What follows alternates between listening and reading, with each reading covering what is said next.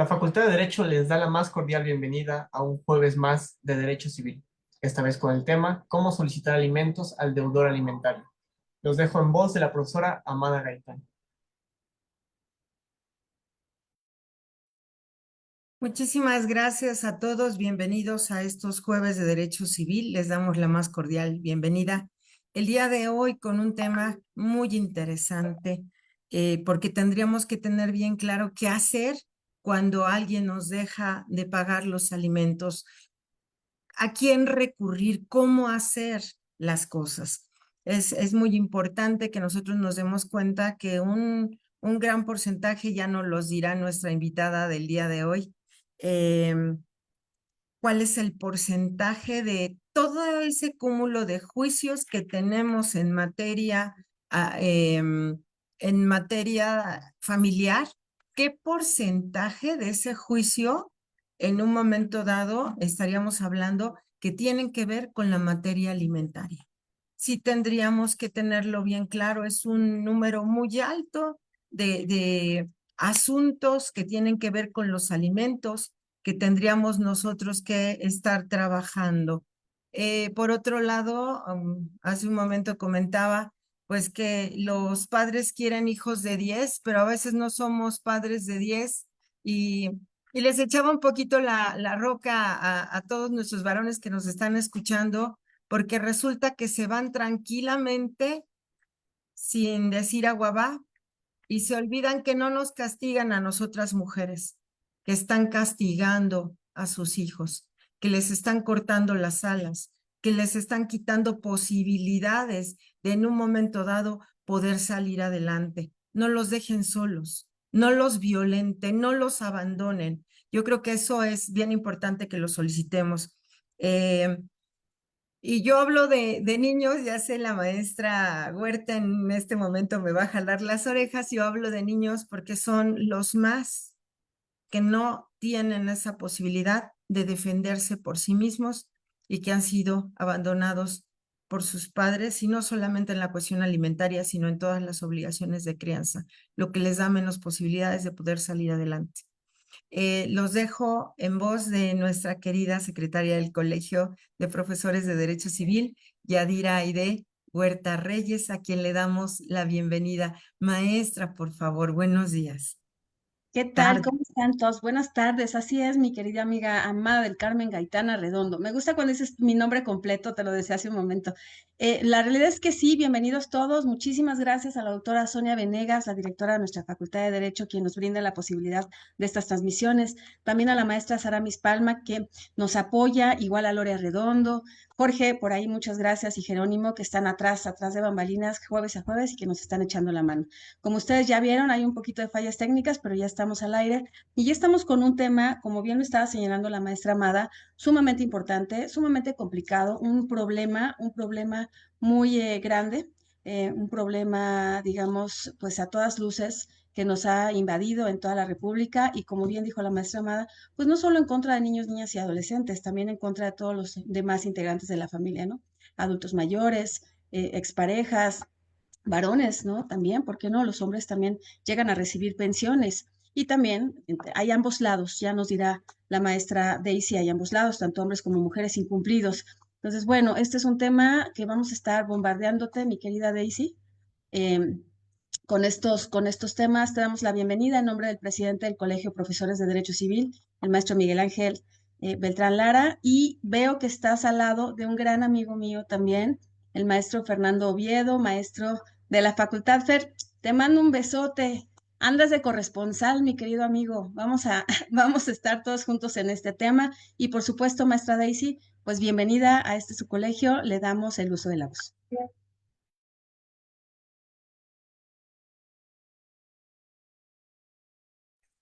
Muchas gracias, mi querida maestra Amada, mi querida doctora. Efectivamente, pues agradecer el espacio siempre.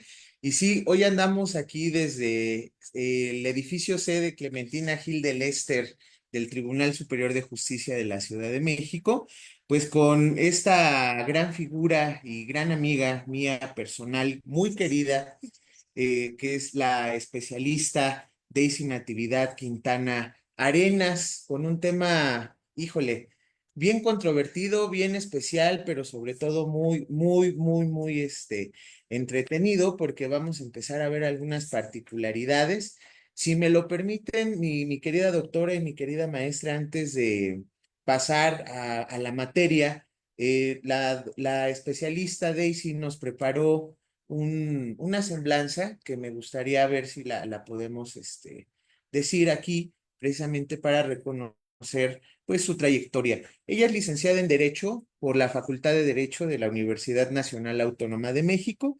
Es especialista en Administración de Justicia y Procuración de Justicia por el posgrado de la Facultad de Derecho, además de ser servidora pública de este tribunal de la Ciudad de México, con más de 10 años de experiencia, y me consta porque yo la conocí cuando yo era un tinterillo y ella era encargada del archivo del juzgado cuarto hace, no vamos a decir edad porque nos van a echar lápiz, pero hace muchos años, ¿no? Sí. Además de que ha impartido cursos, talleres, ha dado clases en algunas instituciones y bueno, sin decir más, con el sinnúmero de cursos que tiene, funciones de rango de secretario judicial, auxiliar de acuerdos en juzgados y sala en materia familiar. También tiene clínica familiar 1, aplicaciones de precedentes judiciales en materia familiar, taller de formación integral de plática con el menor, funciones de rango de secretario judicial y sala. Participó en el 32 ciclo de conferencias de actualización judicial en el módulo, perdón, de ética judicial, además de tomar otros cursos como generalidades de juicio oral, trayecto de las funciones de rango y secretario judicial, y en los seminarios de razonamiento, argumentación jurisdiccional y el seminario disciplinar 1 de proyectos de resoluciones judiciales en materia civil. ¿Qué les puedo decir? Es mi amiga y lo que diga va a estar de más porque van a decir que árbitro vendido, pero amiga, bienvenida a tu programa, bienvenida a tu colegio. Eh, es tuyo el micrófono. Muchísimas gracias. Muy buenas tardes a todos. Primero que nada, quiero agradecer el espacio en esta que siento que es mi casa, es un lugar donde vivimos, el cual amamos y queremos mucho. Quiero agradecer a la directora que nos da la oportunidad y el espacio, al director del colegio de este taller, también a usted, licenciada Yadira, muchísimas gracias por la oportunidad, a la maestra Amada, que es muy amada mía, también es mi profesora de la facultad. La estimo y la aprecio mucho, y a mi amigo Fernando. Muchas gracias por la invitación. Como dijo, ya tenemos unos añitos de conocernos y nos conocemos desde que empezamos. Entonces, hemos crecido juntos y admirable tu carrera y trayectoria, amigo. Como la tuya, amiga. No. Aquí nos vamos a empezar a dar de No, guayabazos. ya, suficiente. Bueno, pasa aquí este tema muy importante que sería muy padre que nos dijera, licenciada, amiga y especialista, ¿qué son los alimentos? Es la pregunta editorial para que iniciar esta conferencia, porque nosotros comúnmente conocemos a los alimentos como comida. Eso es lo que coloquialmente se entiende por alimentos. Sin embargo, jurídicamente todos los que estamos en la materia sabemos qué son, y son más que comida. Entonces me voy a permitir citar el artículo 308, que hace la definición exacta de qué son los alimentos. Y los alimentos comprenden la comida, el vestido, la habitación, la atención médica, la hospitalaria y en su caso los gastos de embarazo y parto. También respecto de los menores son los gastos de educación, así como los proporcionales para hacer un oficio, arte o adecuados para algunas circunstancias personales. También tenemos que si hay una persona con discapacidad o declarado en estado de interdicción, solo necesario para lograr lo posible en su habitación, rehabilitación o su desarrollo. Y por último, tenemos que los adultos mayores que carezcan de capacidad económica es lo necesario para su atención geriátrica y su alimentación para que se puedan integrar a la familia. Entonces, como vemos, la definición es muy amplia, no solamente es comida. Coloquialmente todos lo entendemos así, sin embargo, está bien precisar jurídicamente qué son los alimentos. Después, vamos a precisar cuáles son las formas o cuál es la fuente de la obligación de los alimentos. La fuente de la obligación de los alimentos es el parentesco, es decir, el documento que nos va a acreditar esta obligación son las actas de nacimiento de los hijos hacia los padres, las actas de matrimonio, como bien nos dijo la licenciada, y de igual forma, si son, por ejemplo, los abuelos o las personas adultas mayores, pues es igual el acta de nacimiento donde acredita la filiación, ¿ok? Entonces, primero tenemos que es la fuente de la obligación, el parentesco, los papás, los hijos, y en su caso, ya habrá, la ley nos establece otros supuestos donde puede ser los hermanos o los parientes colaterales como los tíos y otras personas, pero aquí hay que ver el supuesto en el caso en concreto, ¿ok? Y para continuar, pues tenemos que ver que de los documentos que nos exhiben, que son las actas, yo les recomendaría que exhibieran los documentos que son fieles del libro, no los extractos, porque a veces los extractos nos traen información, pues no certera o más, no es detallada. Entonces necesitamos a veces ver si está dentro del matrimonio para acreditar la legitimidad o el reconocimiento o algunas otras especificaciones. De este lado, como operadora jurídica, te das cuenta que a veces vienen incompletas las actas. Necesitas algunos datos como la fecha en la que nació bien o la fecha en la que se contrajo matrimonio o algunos datos y en los extractos no vienen. Entonces es muy importante pues precisar cuando ustedes hagan un juicio, pues exhiban los documentos fieles de los libros para que no los tengamos que requerir, porque luego hay que regresarse otra vez a la fuente de la obligación y tener la certeza, y como no tenemos las actas completas, pues tenemos que hacer el requerimiento que ahí. ¿Ok? Tip de 50,000 pesos porque las prevenciones están a la orden del día, ¿verdad? Sí. Aquí cabemos muchos litigantes y servidores públicos. Esta nota que nos hace nuestra ponente del día de hoy, ahí con letras doradas, subrayada, negritas, calibri, Arial 80, copia fiel del libro para las actas del registro civil, nacimiento, matrimonio, defunción, lo que sea. ¿Por qué? Porque efectivamente, si viene un requerimiento, muchas veces no hay papel para imprimir y no es queja en el registro civil, y entonces puede que se nos vaya el término, y como buenos abogados postulantes a veces dejamos todo para para el mero día. Bien, mi querida amiga, hasta aquí creo que fuiste muy clara, ¿no? Nos gustaría también saber quién puede pedir los alimentos. Platícanos, a ver, porque esto es interesante. Yo tengo una vecina que es media metiche y un vecino que es medio, también metiche, que ellos dicen que es gestión de negocios, pero yo no les creo. Eh, y entonces, ¿ellos podrían reclamar alimentos para un menor de edad, por ejemplo? Mira, el artículo 315 bis nos dice que la persona que tenga conocimiento puede acudir ante un juzgado y solicitarlo. Sin embargo, pues no tiene la legitimación para pedir la acción. O sea, puede hacerlo de su conocimiento, a lo mejor y el MP puede hacer gestiones necesarias y entonces él los puede solicitar. Sin embargo, pues las personas que tienen la oportunidad de solicitarlos y que tienen legitimación para hacerlos están en el artículo 315 y lo vamos a ver. Primero, el acreedor alimentario. Si yo soy la persona que tiene la necesidad, yo acudo ante un juzgado y lo solicito.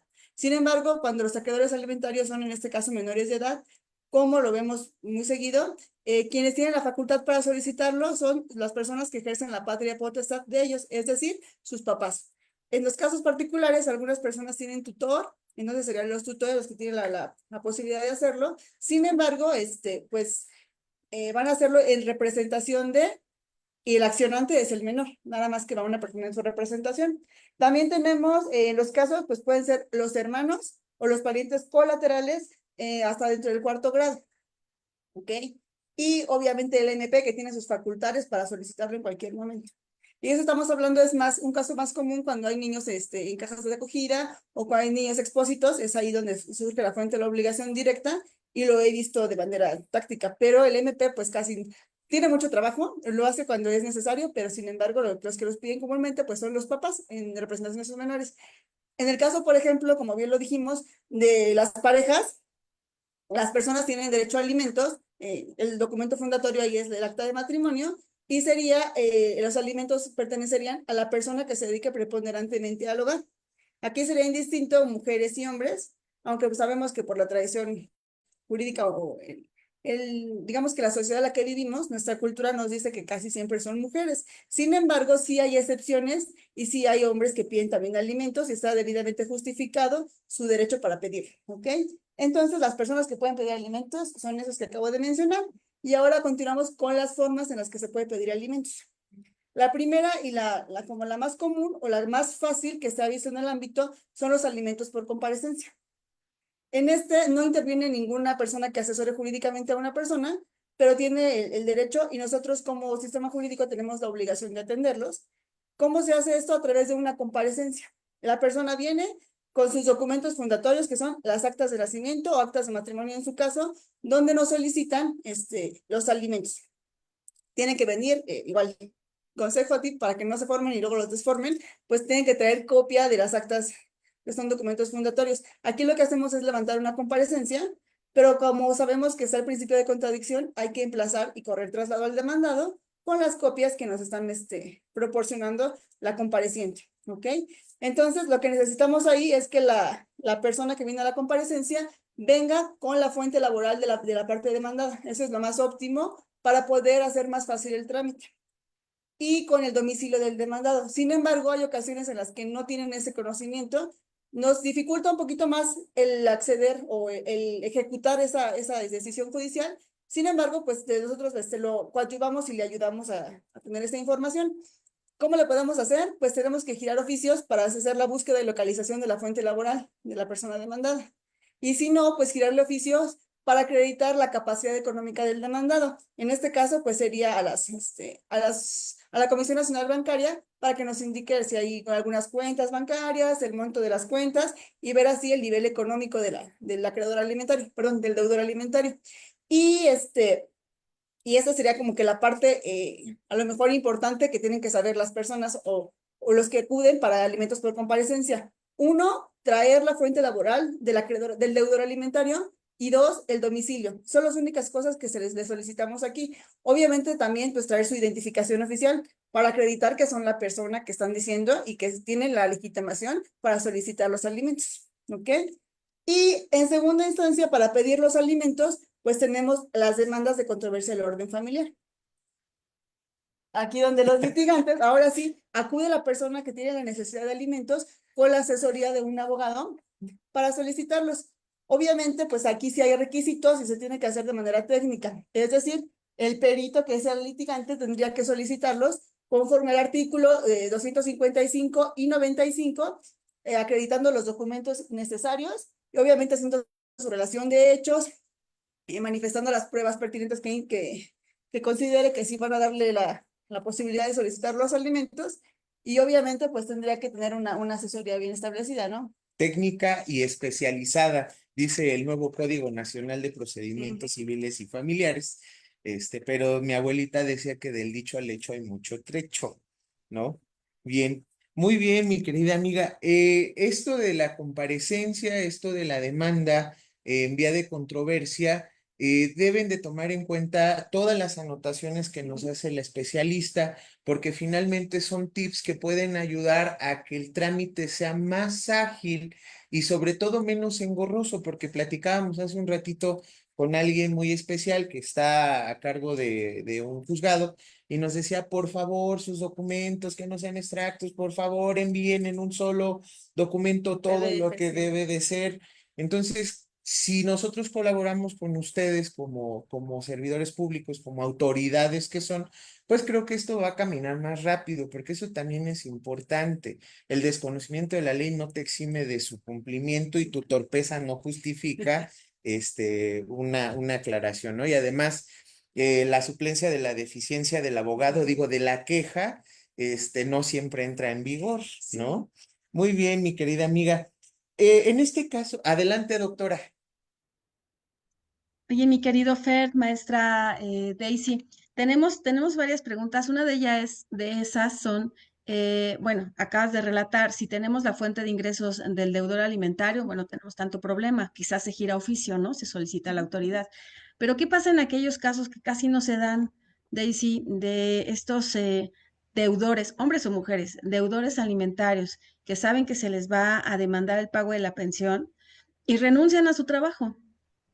¿Ahí cómo le hacemos para poder acreditar la solvencia y que se le pueda establecer un monto por concepto de pensión alimenticia? Porque ahí sí se nos complica, ¿no crees?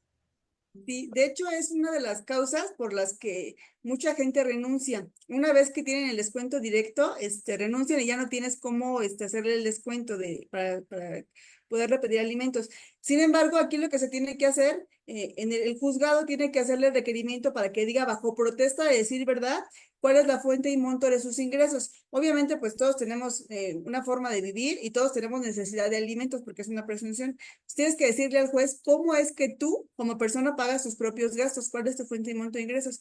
Y aparte, pues si va bajo protesta de decir verdad, trae consecuencias penales en ese sentido, ¿no? Tendrías que decir la verdad, porque si dices una cantidad y resulta que las cuentas bancarias tienes más ingresos de los que no, pues te puedes constituir en un delito y eso es lo peligroso.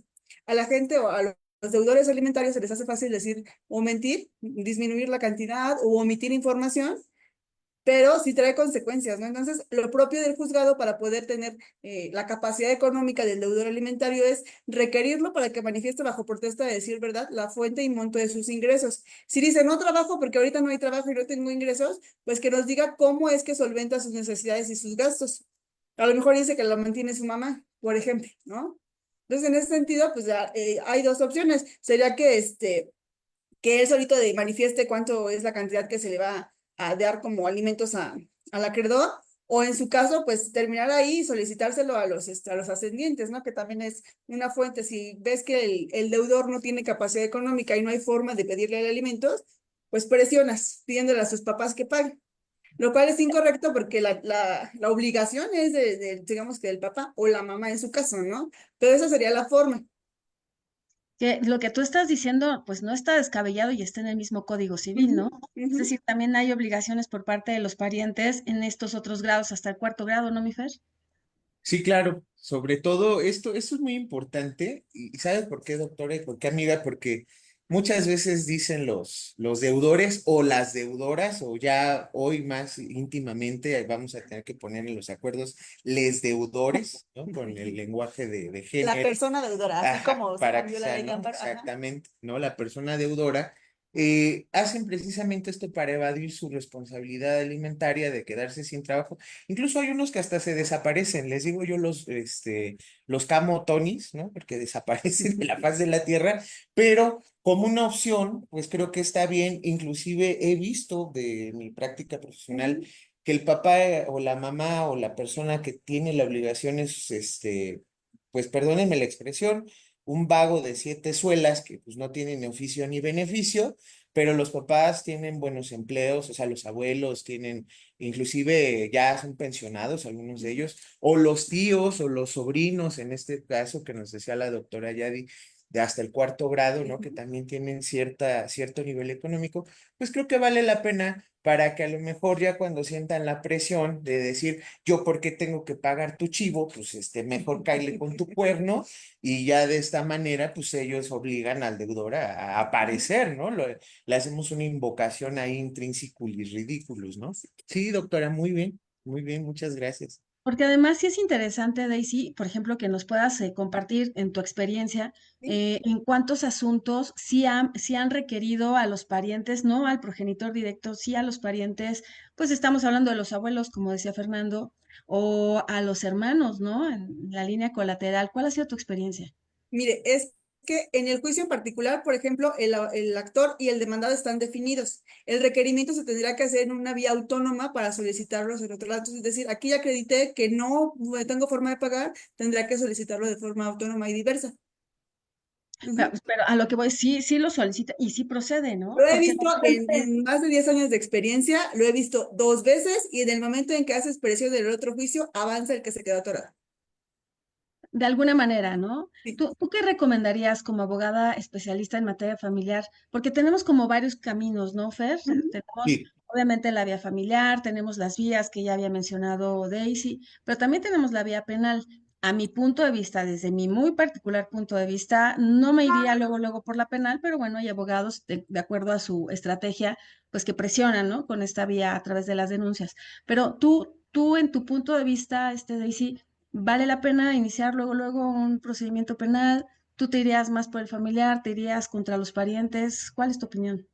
En la vía civil familiar, nosotros tenemos diversas formas de solicitar el incumplimiento de una pensión. Una vez que está decretado, ya sea en porcentaje o en cantidad líquida, se puede hacer de dos formas. Yo recomendaría la vía de apremio. Es decir, si tengo una cantidad líquida y hay un incumplimiento, hago una planilla de pensiones adeudadas y ahí tengo una cantidad líquida que voy a requerir al deudor alimentario. Entonces, en ese momento, cuando hago mi notificación y le requiero, él tiene la obligación de acreditar que ya pagó. Y si no ha pagado, tenemos la posibilidad nosotros de embargarle los bienes que cubren el monto de la cantidad, pero eso es vía civil. O sea, no tenemos como penal, que sería la pérdida de la libertad o alguna otra. Yo también considero que vía penal es más complicado, porque si metes a la cárcel al deudor alimentario, después cómo te paga los alimentos. Sin embargo, creo que a veces nos gusta la presión o a los deudores pues les gusta sentir la adrenalina, porque cuando ven que ya está constituido un delito y que se empieza a integrar la carpeta y que nos piden informes de ver cuánto es lo que se debe, empiezan a pagar. O sea, es malo, pero pues nos gustan los latigazos. Pues sí, exactamente. Entonces, yo creo que esa es la forma más idónea en la materia familiar, que es hacer tu planilla de adeudos y solicitar el requerimiento de pago. ¿Okay? Lo complicado aquí o lo que a veces retarda el procedimiento es que esa notificación tiene que ser de manera personalísima, porque le tienes que solicitar el cumplimiento. Y ahí es donde no abrió, toqué y toqué, cambie de domicilio. Entonces, hasta que no tengas la certeza de hacer la notificación, pues surte los efectos del requerimiento de pago. Y también está como, bueno, esto lo iba a tocar más adelante, pero ya nos adelantamos y lo vamos a ver. Muchas veces, por ejemplo, cuando, como usted dice, renuncia el deudor alimentario. Entonces, si ya se giró el oficio y ya tuvimos la oportunidad de decirle a la fuente de la obligación, a la fuente laboral, que haga el porcentaje y la retención de descuentos si es que renuncia, pues ahí digamos que se pagan pensiones alimenticias por adelantado, porque si yo le desconté el 20% para un menor y él hizo la retención de la liquidación del 20%, pues va a ser una cantidad un poquito más grande a la que comúnmente se da mensualmente o quincenalmente, como se haya puesto la obligación. Entonces, ahí, por ejemplo, si hay un incumplimiento, en la planilla de deuda se tiene que también contemplar esa cantidad, porque a veces dice, no me ha pagado desde que renunció, por ejemplo, 2019, y ya checas y ves que a lo mejor en algún momento la fuente laboral ya le retuvo una cantidad, y lo que le retuvo ya te consideró pagar todo el 2019 y parte del 20. Pero viene el abogado y me dice, pues mi planilla está desde que renunció, 19, 20, 21, 22, 23, 24, y los demás, ¿no? Sí, porque así son. Entonces, si van a hacer ese requerimiento de pago, pues sí tienen que contemplar a lo mejor y que se hizo un descuento en porcentaje y que ya se le pagó por adelantado a la señora para que también la planilla esté correctamente elaborada. Y en su caso, algunas veces los deudores alimentarios, para no caer en incumplimiento, te exhiben 1,000 pesos, 500 pesos, o sea, no la cantidad que se haya decretado, pero pues van dando un poquito. Entonces, también es importante que se contemplen en esta planilla de gastos, pues, los pagos parciales que se hicieron en su caso, ¿no? Ujú. Y Sí, así es, porque de cualquier forma sería considerado incumplimiento, ¿no, Daisy? Es decir, Así es. si fueron condenados al pago de 10,000, 15,000 pesos y nada más se exhiben 1,000 por recomendación de alguien, ¿no? Que le dice, tú paga lo mínimo, pero paga algo, pues ahí hay una diferencia de 14, ¿no? Si Pitágoras no falla. Entonces, ahí están los 14 que todavía están latentes y que nosotros podemos demandar como alimentos de vengados, ¿no es cierto? Exactamente. Y de hecho, no sé, ve que dice, somos abogados porque no pasamos matemáticas. Mentira, aquí es donde tenemos que entrar a la cuantificación, hacer las sumas, hacer las restas, verificar que sí se hayan hecho los pagos. Esa es la parte como importante y medular, porque a lo mejor y yo requiero los alimentos y hago una planilla que está mal. Y con eso doy vista y requiero al demandado. Pues va a decir el demandado, ¿qué crees? O sea, está mal tu planilla y otra vez hay que volver a empezar el procedimiento de hacer la planilla bien, ajustarla y requerir. Híjole, abogados, abogadas, hay que comprarse nuestra calculadora, por supuesto, porque sí es muy útil, pero además actualizarlos, Daisy, porque año con año se actualizan. No es mucho el incremento, pero algo es algo, ¿no, Fer? pues sí, y sobre todo porque, bueno, al final de la historia, cuando los alimentos se acumularon, ¿no? Ujú. Debemos de pensar en que quien tiene la necesidad de los alimentos o quien está bajo la guarda y custodia de la persona que requiere alimentos o la tutoría, ya erogó gastos. A lo mejor ese dinerito que le caiga en vía de ejecución a través de un embargo, pues ya nada más va a ser como para pagar deudas, ¿no? Como yo digo, bueno, pues ya me cayó el dinero, pero pues ya pagué y estoy tranquilo, ¿no? Entonces, sí es cierto esto que están mencionando, porque finalmente es para cubrir estos gastos que se adquirieron con antelación a la vía de apremio o a la ejecución de la sentencia, si fuera, ¿no? El caso. Entonces, sí, sí, claro que sí, ¿no? Ok. Y dentro de la materia civil también hay muchos abogados que solicitan un incidente. Tenemos ahí la enfermedad de los incidentes, nos decía el magistrado Linares, que por todo queremos hacer incidente. Incumplimiento de convenio, incidente. Incumplimiento de pensiones vencidas y no pagadas, incidente. Entonces, a veces a mí me parece que es más ocioso solicitarlo de esa forma, porque un incidente que es una nueva acción derivada de la principal. Entonces, para poder solicitarlo hay que hacer un escrito por separado, como lo indica el artículo 88, y solicitarlo con un escrito. Y el escrito tiene que tener tu relatoría de hechos, la solicitud de tus prestaciones y las pruebas. Ya ves en las pruebas, por ejemplo, la confesional. Te van a preguntar, ¿sí es cierto que No, pagó? otra vez, no, No. no, no, no. Entonces, al final yo creo que esa prueba pues no es la idónea para acreditar si se pagó o no.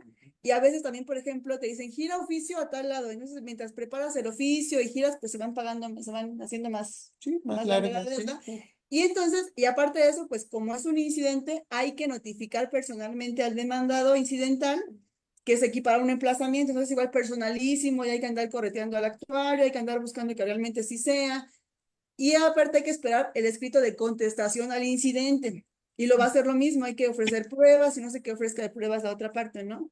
Personalmente, o sea, sí tenemos el incidente a veces que admitir, sin embargo, pues yo creo que sería ocioso porque hay otra forma de pedirlo, ¿no? Entonces, los incidentes de pensiones vencidas y no pagadas o de incumplimiento de convenio en el sentido de que no se pagaron pensiones, pues me parecería que serían de más. Yo les sugeriría que lo pidieran por vía de apremio o requerimiento para que se haga el auto de execuendo y de embargo, ¿ok? Porque sí, creo que aquí perdemos tiempo.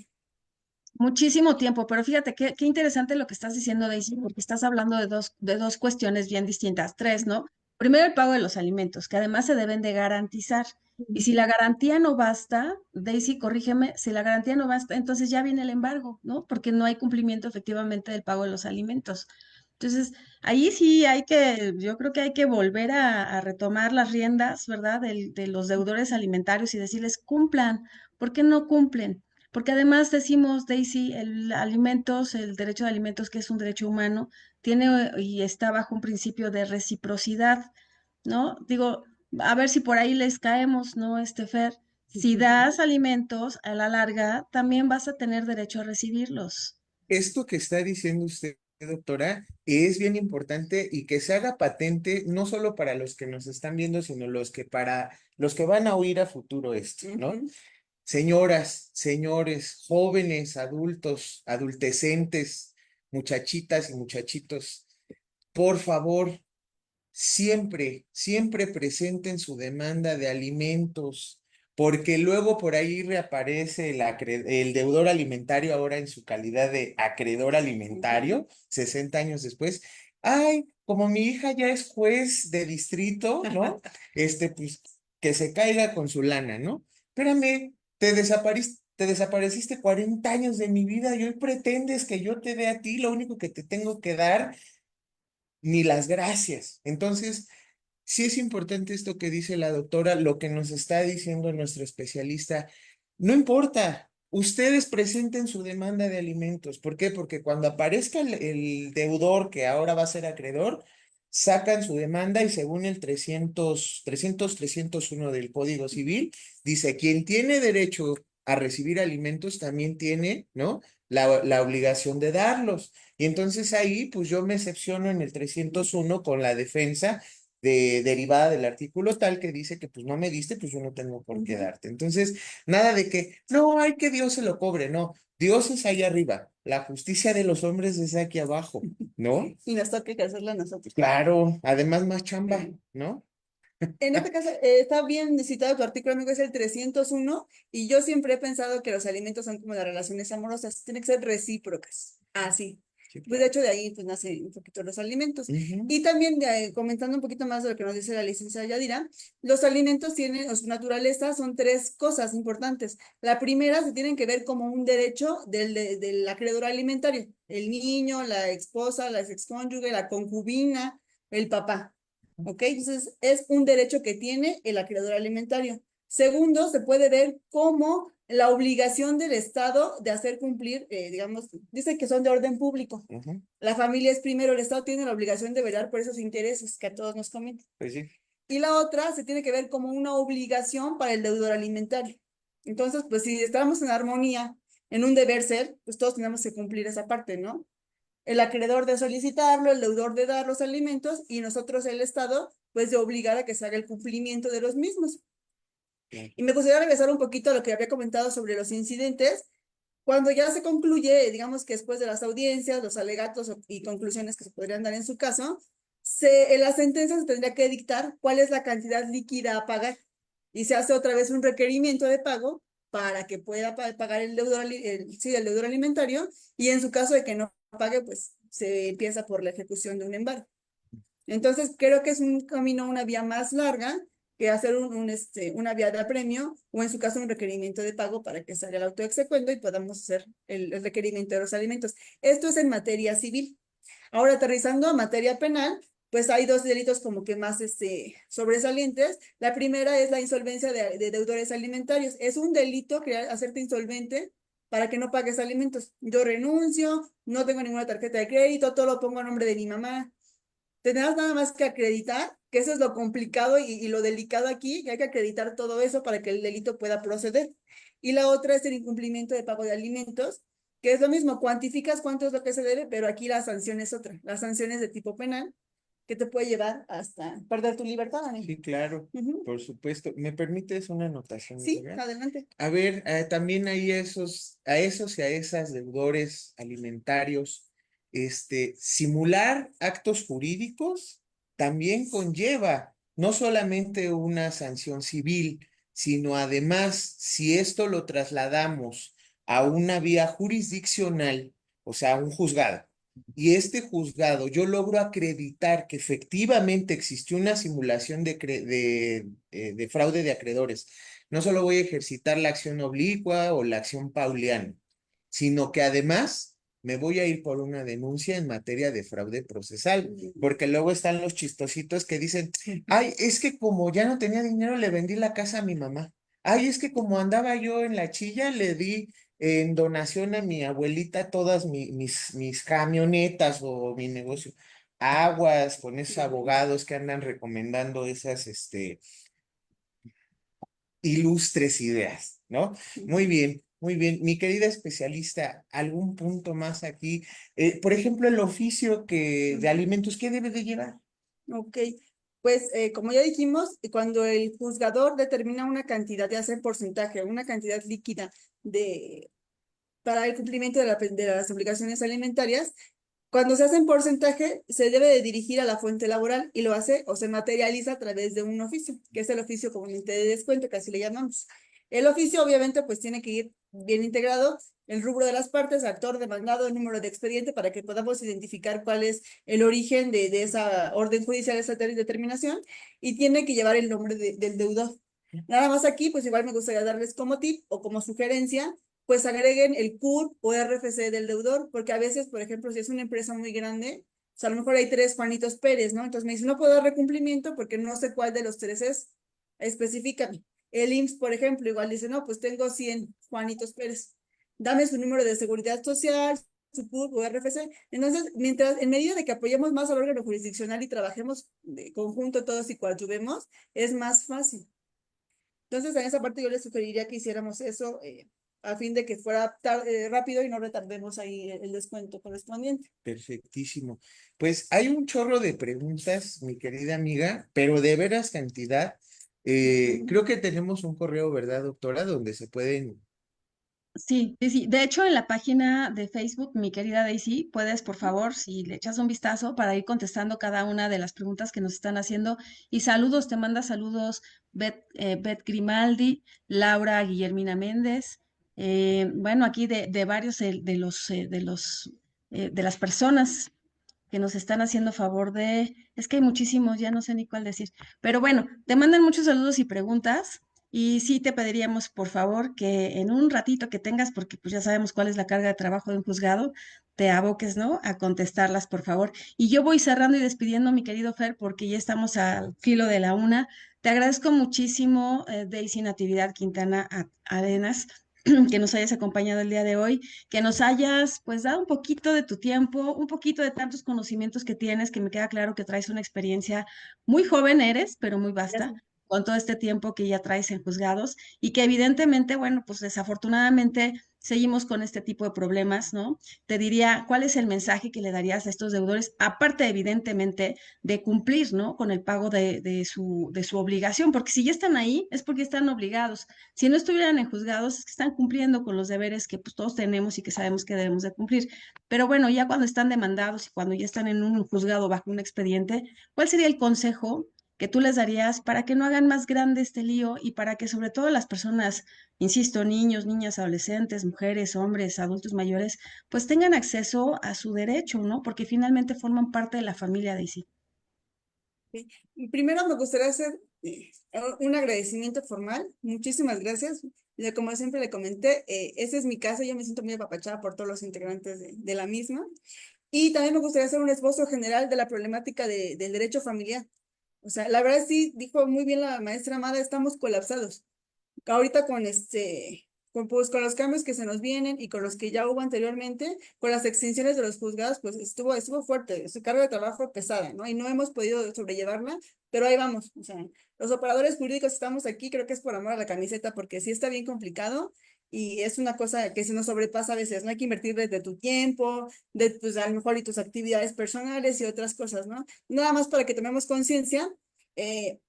Un juzgado que recibió expedientes terminó con el número de expediente 3,900 y algo. O sea, casi 4,000 expedientes tenemos que estar revisando, ¿no? Y eso del año anterior, que fue el 24, más los que están anteriores y toda la carga de trabajo que se lleva. Lo que implica, pues, obviamente, pues, más esfuerzos en todas las áreas. Y después de ahí, pues, me gustaría también puntualizar que a veces generalizamos que son los hombres los que deben. También hay mujeres, o sea, la verdad sí son menos, pero también las hay, o sea, también hay deudoras alimentarias que no quieren pagar y que caen en insolvencia.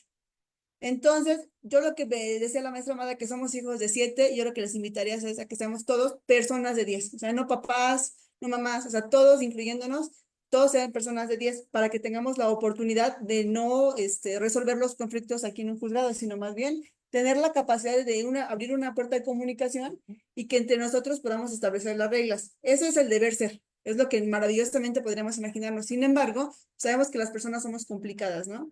Al final de cuentas, lo que aquí vemos, más que un bien jurídico tutelado de dinero, podría ser tal vez el resentimiento de las personas, porque a veces es por venganza. No te doy dinero, no te dejo ver a mi hijo.